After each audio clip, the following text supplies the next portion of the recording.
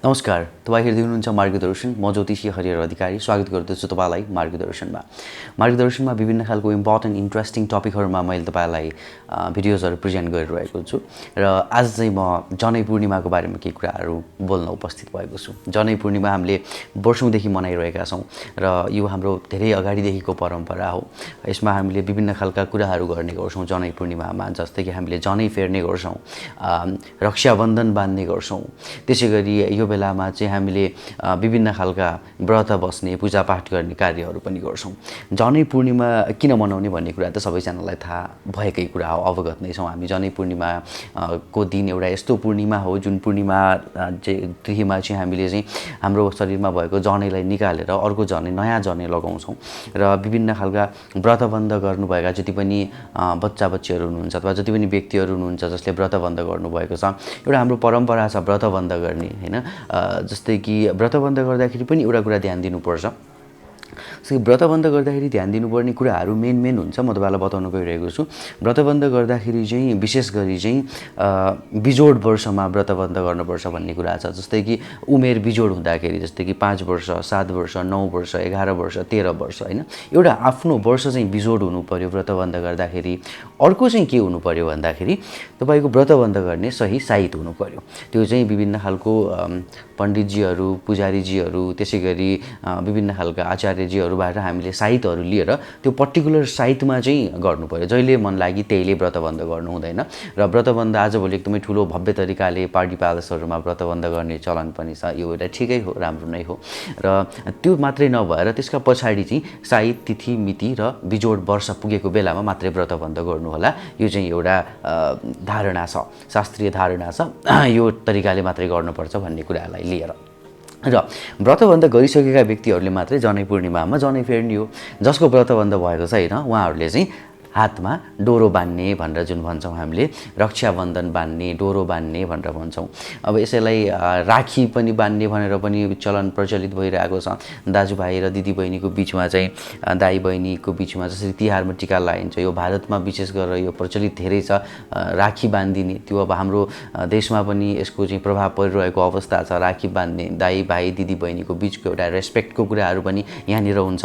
र चाहिँ रक्षाबन्धनमा स्पेसली यो धागो बाँधिन्छ। यसले चाहिँ हामीलाई सम्पूर्ण नेगेटिभ चिजहरूबाट, नकारात्मक चिजहरूबाट, नराम्रो चिजबाट यसले रोकोस्, हामीलाई बचाओस्, नराम्रो ऊर्जाबाट बचाओस्। यसले हामीलाई एउटा बन्धनमा राखोस् ताकि हामी त्यो बन्धनमा बसेर चाहिँ हामीले हाम्रो बााउन्ड्री, हाम्रो सर्कल नबिर्स्यौँ भनेर चाहिँ हामीलाई धागो बाँधिन्छ, जसले हामीलाई रक्षा गर्छ। किन रक्षा गर्छ? जनै पूर्णिमामा जनै लगायो भने र रक्षाबन्धन जनै पूर्णिमा एउटै हो। जनै पूर्णिमामा जनै लगायो भने र चाहिँ तपाईँको धागो बाँध्यो भने त्यसले हाम्रो रक्षा कसरी गर्छ त? जनैले र धागोले हाम्रो रक्षा कसरी गर्छ?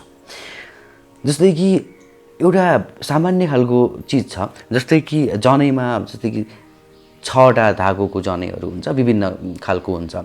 6वटा धागोको धनै नर्मली हामीले लगाइरहेको हुन्छौँ। 6वटा धागोमा 3वटा धागोको चाहिँ मिनिङ ब्रह्मा, विष्णु अनि महेश्वर। 3वटा धागोको विष्णु, अर्को 3वटाको कर्म, होइन, उपवास, होइन, ध्यान, यस्ताउता यो चिजहरू। यी 3-4वटा चिजहरू जुन एभ्री धागोको जुन छ त्यसको चाहिँ मिनिङ छ। त्यो मिनिङले हामीलाई के गरिदिने भयो भन्दा हामीलाई एउटा बााउन्ड्रीभित्र बसाल्ने भयो। होइन, यो गर्नुहुन्न, यो गर्नुपर्छ, यो गर्नु पर्दैन, यो गर्नुपर्छ भनेर हामीलाई एउटा नियममा राख्ने भयो। जब हामीले एउटा नियम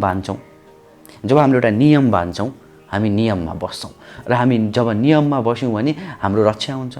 जब हामीले नियम पार गर्छौँ, कुनै पनि चिजको हामी सीमा पार गर्छौँ, कुनै पनि देशको सीमा पार गर्छौँ यत्तिकै, अथवा कुनै पनि ठाउँको सीमा पार गर्छौँ, तब हामीलाई अनिष्ट हुन्छ, हामीलाई विभिन्न खालको नकारात्मकताहरू हुन्छ, होइन। कुनै पनि चिजको लेभल क्रस गऱ्यौँ भने त्यहाँ हामीलाई प्रब्लम हुन्छ। र यसले के सिकाउँछ? लेभल क्रस नगर्ने, बााउन्ड्रीमा बस्ने, सिस्टमभित्र बस्ने, सिस्टमभन्दा बाहिर नजाने। पहिला त संविधान हुँदैन थियो, धेरै पहिलाको कुरा हो, होइन। संविधान हुँदैन थियो, ल कानुनहरू त्यति स्ट्रङ थिएनन्। आजभोलि जसरी ल र कानुनहरू एकदमै स्ट्रङ भएर आइरहेको अवस्था छ, जति बेला चाहिँ कानुन थिएन, ल थिएन, त्यति बेला ल कानुन भनेकै यो रक्षाबन्धन, जनै लाउने, यो चिजमा बाँधेर बस्ने। अब यो लगाइसके पछाडि चाहिँ यो तैँले गर्न हुने, यो तैँले गर्न नहुने है भनेर एउटा चाहिँ नियम बनाइएको थियो।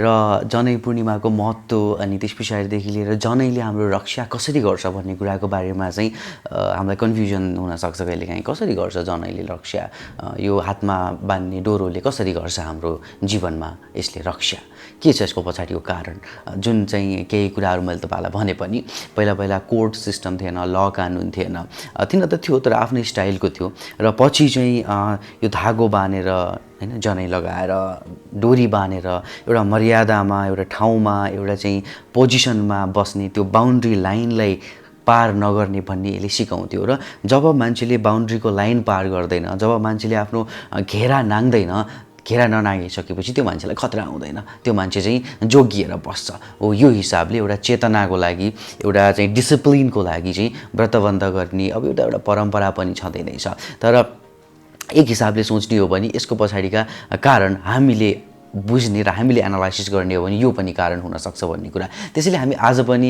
यसलाई हाम्रो धर्म संस्कृतिमा पालना गरिरहेका छौँ, मनाइरहेका छौँ। पूर्णिमा तिथिमा हामीले चाहिँ जनै लगाउँछौँ, नयाँ जनै फेर्छौँ। व्रतबन्ध गर्नुभएकाहरूले, व्रतबन्ध नगर्नुभएकाहरूले डोरी बान्नुहुन्छ हातमा, दाहिने हातमा डोरी बाँधिन्छ, जनै पनि दाहिनेतिरबाट लगाइन्छ है। जनै पूर्णिमामा जनै फेर्दाखेरि दाहिनेतिरबाट फेर्नु होला।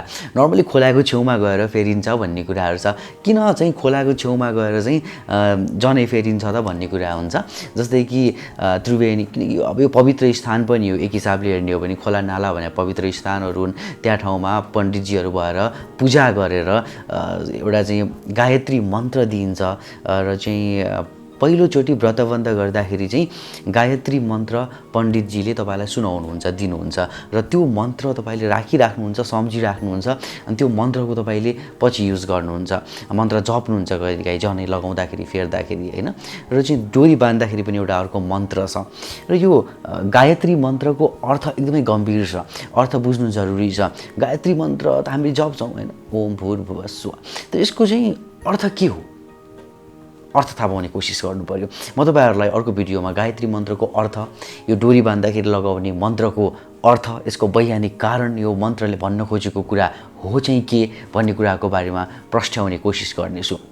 र विशेष गरी आफूभन्दा ठुला मान्छे, बुवाले धागो बाँध्दै पनि भयो, जनै बुवाबाट फेरे पनि भयो, ससुराली गएर फेर्ने पनि एउटा ट्रेन्ड चलन छ धेरै।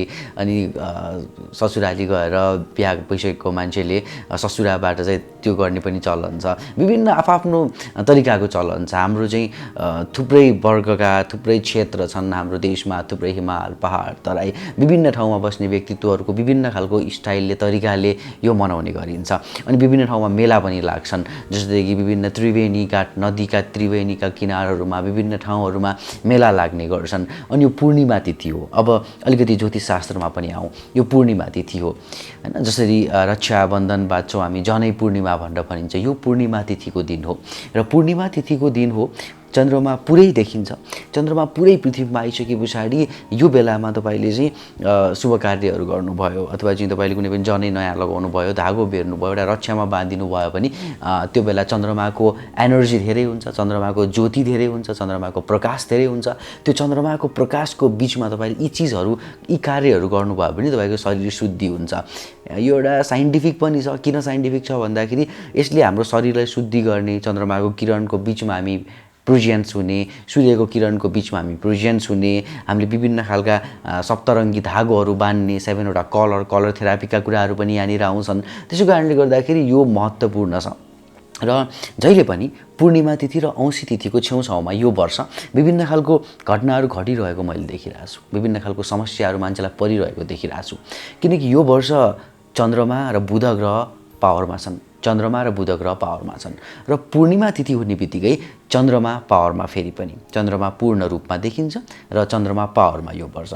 कुनै व्यक्तिको चन्द्रमा कमजोर छ, खराब छ, अथवा एकदमै धेरै छ, अथवा केतु शनि राहुसँग स्थित छ भने ती व्यक्तिको मनमा चञ्चलता बढ्न सक्छ। पूर्णिमाको 2 दिन अगाडि र 2 दिन पछाडि, औँसीको 2 दिन अगाडि र 2 दिन पछाडि। अर्को योभन्दा पहिलो वर्ष हुँदैन थियो, योभन्दा आउने वर्ष पनि नहोला, तर यो वर्ष चाहिँ किन पूर्णिमा र औँसीको बेलामा सुसाइडहरू, यस्ता क्रियाकलापहरू, मनमा चञ्चलता, मान्छेको मुख चिप्लिने, मनलागी कुराहरू बोल्ने, विभिन्न खालका कन्ट्रोभर्सिसहरू र विभिन्न खालका स्क्यान्डल्सहरू देखा पर्ने कारण चाहिँ चन्द्रमा हो। किनकि यो वर्ष चन्द्रमा राजा र मन्त्रीको रूपमा, चन्द्रमा र बुध यानि कि बोली।